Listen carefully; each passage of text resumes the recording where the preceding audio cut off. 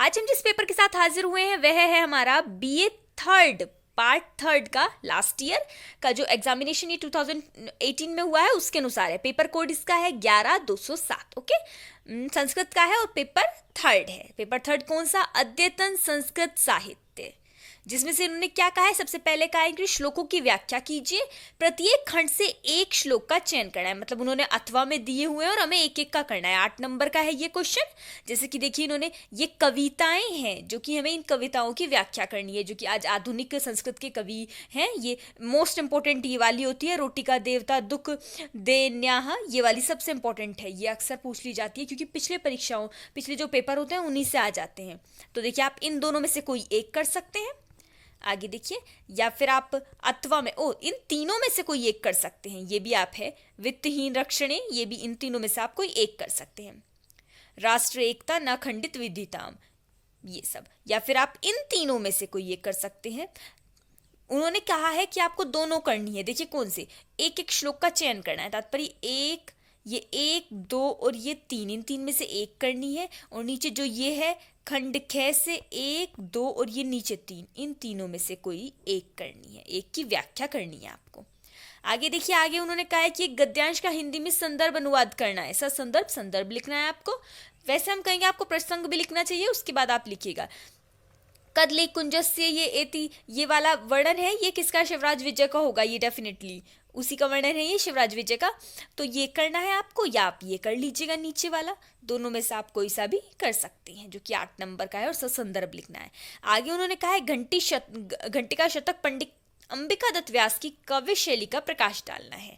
तो जो अंबिका दत्त व्यास हैं उनको वो ये घंटिका शतक उपाधि दी गई है, इसके बारे में विचलित मत होइएगा।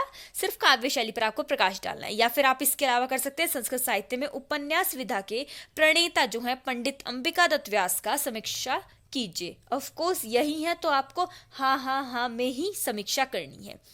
उनके गुण और दोषों के साथ आप समीक्षा कर सकें। शिवराज विजय के परिप्रेक्ष्य में शिव वीर का चरित्र चित्रण कीजिए। इन तीनों में से आपको कोई एक करना है।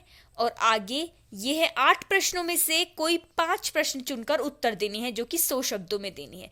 प्रोफेसर राजेंद्र मिश्र जी का परिचय देते हुए उनकी रचनाओं पर एक टिप्पणी। बलदेव चरित्र महाकाव्य के रचयिता कवि की काव्यशैली प्रकाश डालिए। या फिर ये हमारे गए है डॉक्टर राधा वल्लभ त्रिपाठी द्वारा रचित रोटिका लहरी का सार लिखिए। मोस्ट इंपोर्टेंट होता है ये वाला रोटिका लहरी।